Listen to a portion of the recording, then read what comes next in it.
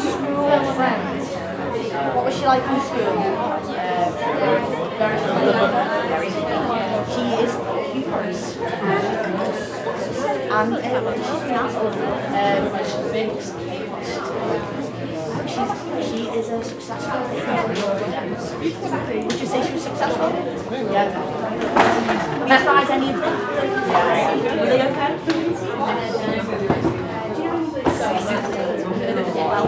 Okay, do you know how old Angelina? 29, 20. Yeah. 9.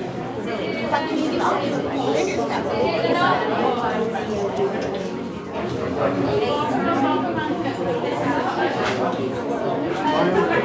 Why not put I think we're about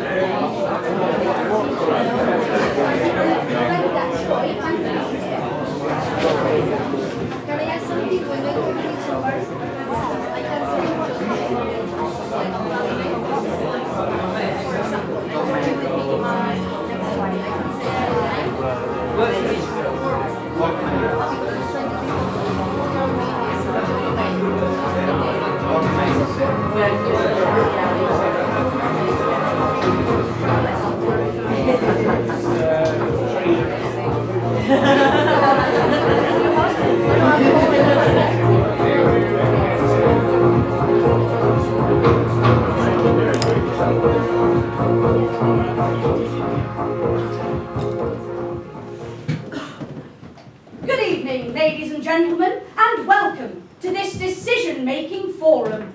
Tonight, you have been called here to make decisions. The first decision is regarding the screen on your right. Read the screen.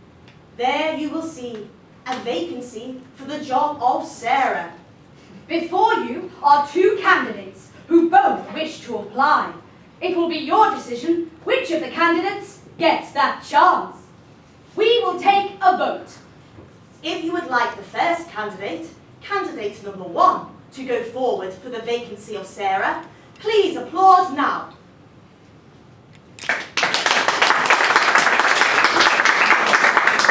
If you would like candidate 2 to go forward for the vacancy of Sarah, please applaud now. Voting round 2. Please feel free to enhance your applause with cheers or whoops. If you would like candidate 1 to go forward for the vacancy of Sarah, please applaud and whoop now. If you would like candidate 2 to go forward for the vacancy of Sarah, please applaud now.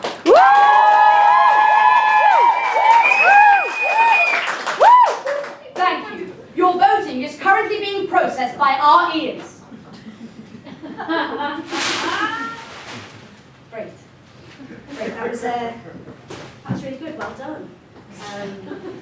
Good voting. Forgive me for just a second. Let me get myself all ready for you.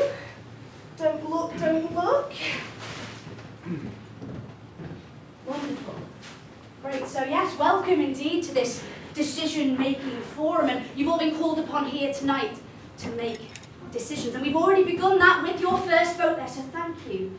Thank you very much. Now, you may think you are an audience, but indeed you are here as the collective decision-making body, and all of the decisions we make will be as the collective. So I really want you to bear in mind that consensus is more important than truth.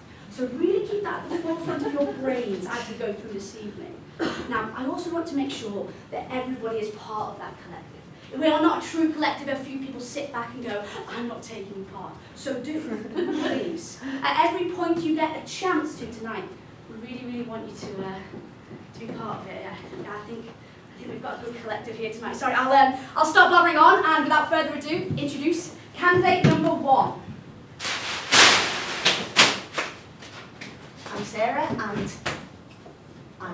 and I wonder if you could help us. I don't know anything about Sarah. No, you don't. Neither do we. Not yet. But that is what we're here to do tonight. We're here to assist you in filling out the vacancy form for Sarah. And to help us do that, I've decided to zone off the space. Let me just show you what I've done.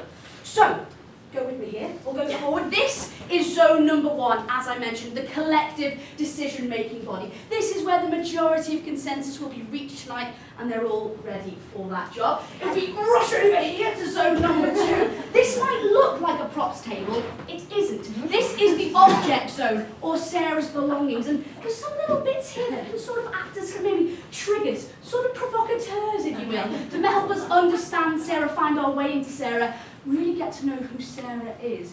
Okay, if we row on here to zone number 3, this is actually my favourite zone.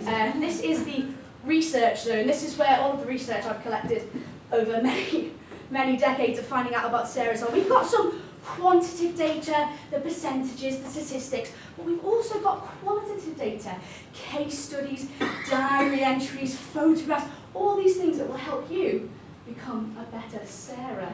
Okay, and finally, we have zone number 4. This is probably one of the most important zones, and this is for you. This is where you will actually fill in the form that will help you get the job of Sarah. So this is also called the keyboard zone, because I've just handed you a keyboard. So you're going to use that to fill in the form. Okay, zones.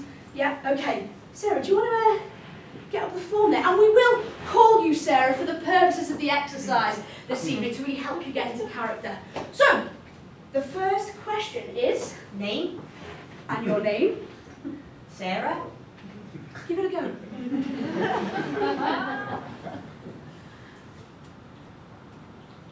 Yeah. Continue. We started. Hey. Isn't that wonderful? Congratulations. That's very good there. So the next question is address. Sarah, I need to know where you are from. Or maybe somewhere here? No, see, that's a map of the entire world. We probably need to narrow it down just a slight bit. Well, I'm not really sure where I'm from. Well, where are you now? Where are we now? Oldham. Oldham. Okay. Is anyone from Oldham? Does anyone know Oldham well? Is anyone near Oldham? Does anyone want to? We are now. Do you want to pretend you're from Oldham? No. You will. Okay. I will. So, what do you like about Oldham? The shops. The shops. What kind of shops have they got? Lots. Lots. A mixture. Very specific. And could you tell us about someone you've met in Oldham? No one. No one. Very specific again. Great. And what's the worst thing about living in Oldham? The hills. The hills. Yeah, I walked up a hill. Yeah, I hate hills as well. So it sounds like I'm from Oldham. Do you have something I could take that would remind me of being from Oldham?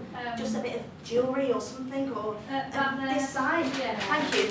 Okay, great. I'm from Oldham. Excellent. Wonderful. Do you want to pop that into the form? Yeah. Thank you for that. And thank you for pretending you're from Oldham, because clearly no one wants to admit to it. So that will do for us for now. So Sarah, do you want to put that in the old form? Yeah.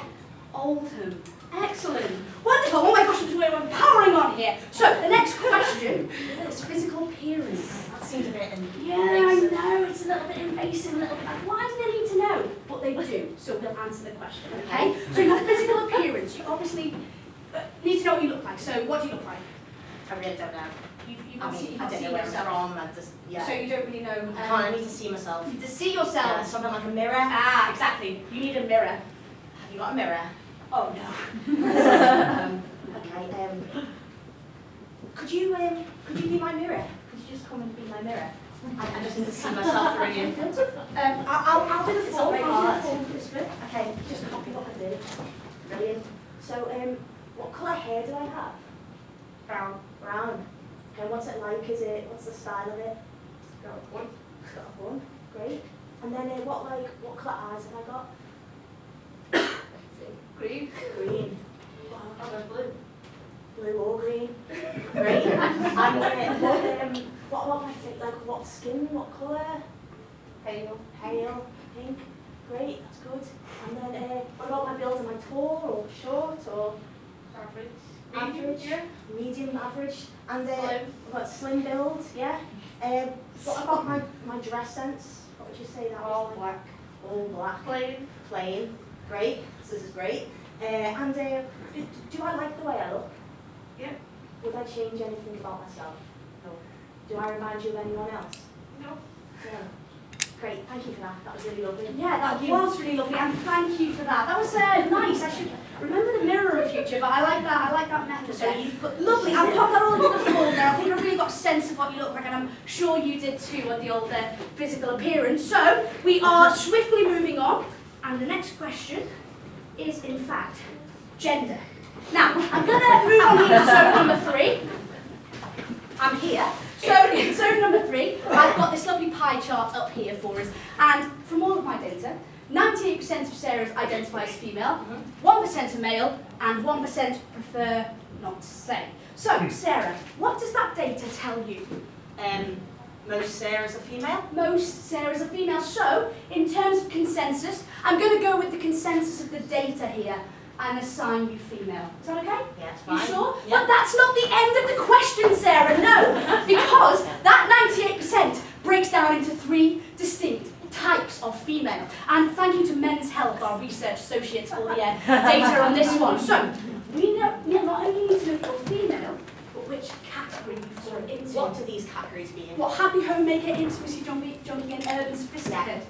Well, women are difficult to understand. But the one way into a woman's mind is through her handbag. So what I've actually got here are 3 handbags for each of the types on the board. This is the handbag of the happy homemaker. This is the intimacy junkie. And this is the urban sophisticat. So, zone number 1, we're going to ask you to vote on which type Sarah is. But that's not all of the information I'm going to give you. Up in zone 3 will be some self-portraits of those 3 types. And if you listen, you'll also hear some accounts from those 3 types of women. Sarah, you pass those around the audience so they can get a real feel for them. And we'll start with the happy homemaker. Happy homemaker, this one. My body at all. It shows my life and my achievements. My recent partner left me. I don't understand why, as I was having a tough time anyway. But I will carry on. I have more to live for. I really do get along with my mom. She is the most important person in my life. I would love to have children one day. One day. And the intimacy junkie. I'm looking for a relationship. Really, really hard for a relationship. I do charity work and work 2 jobs. I'm a bit quirky, you might say. I don't get on with my mum. Not after my troubled teens. I would have children with the right guy. He would have to really get me. Like understand my quirkiness. But I never find time. And the urban sophisticat. I'm not single, I'm not married, I'm not divorced. I am just happy. My body type is human. I don't define myself through any other way. Though I realise looks are important, so I do make an effort, of course. I would like to marry a rich man and run off to Barbados, but only after I've sorted my career out. That is really what's important. Me and only me. I'm not overly close to my mother, and I never want children. Okay, so they are the 3 types of woman. Which one do you fit into? Collect those handbags in for me, Sarah, and zone number 1, ready to take a vote. Could we get the lights on the audience slightly so I can see the consensus? Perfect, let's keep them just there, now we are in the zone. So, votes if you think Sarah is a happy homemaker. 1, thank you. Votes for intimacy junkie. Intimacy junkie, okay? And for urban sophisticate. Well, it's really close between those 2. Let's really get those. Intimacy junkie. Woo! Clearly, okay. And the next one, the urban sophisticate.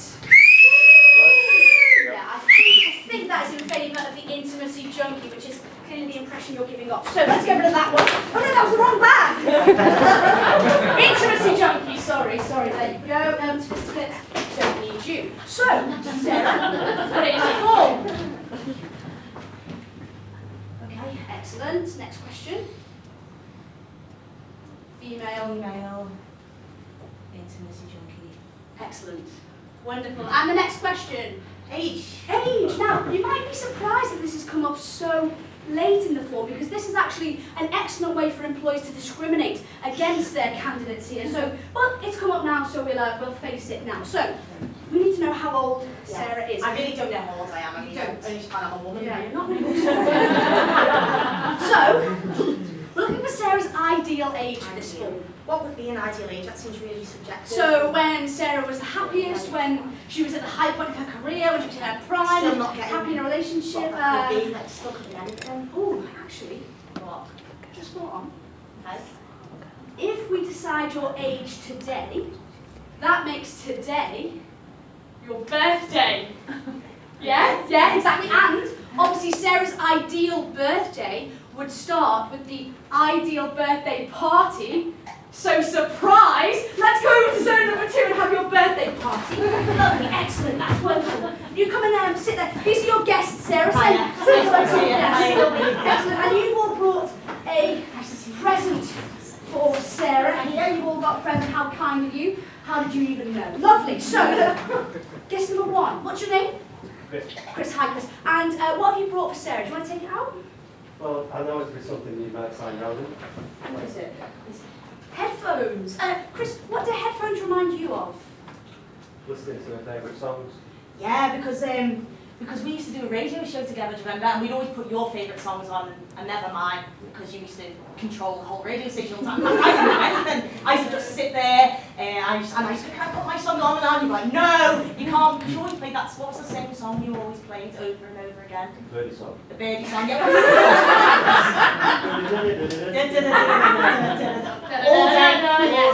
All day, 4 times a week. It wasn't very popular. Okay, I'm going to move on here because you don't seem to have a lot of happy memories. No, it's not at all. Chris, how old you are, please? 45. 45. I'm just going to, that's just for me, 45. Excellent. Guest number 2, hello, what's your name? Rachel. Rachel, and what have you brought? Do you want to look inside and show Sarah what you brought for her? Purse. Yeah. What does a purse remind you of, Rachel? We're spending loads of money. Oh yeah, because me and you used to spend loads of money. We didn't have it. Yeah. We used to just max out our credit cards all the time, didn't we? Yeah. What was that one shop we used to always go to? We used to always spend absolutely loads. Primark. We spent the whole shop to walk out like this, didn't we? Oh, and you used to take it all back the next day, didn't you? We were very, very indecisive. But we weren't Robin, we always spent money. We always spent money. Rachel, how old are you, sorry? 30, 45, 30. Excellent. Guest number 3, hello, welcome. What's your name? Jay. Jake, and what have you brought here for Sarah?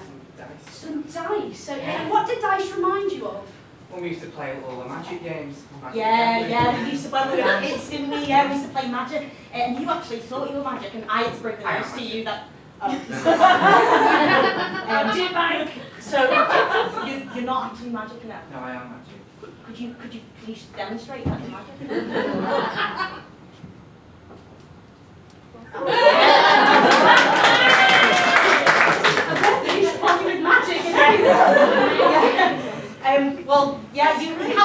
person, but it's nice to see you. How old are you, sorry? 21. 21, excellent. Okay, 45, 30, 21. End of birthday party, happiness over. Let's carry on over here then. That was actually the best party I've ever been to ever.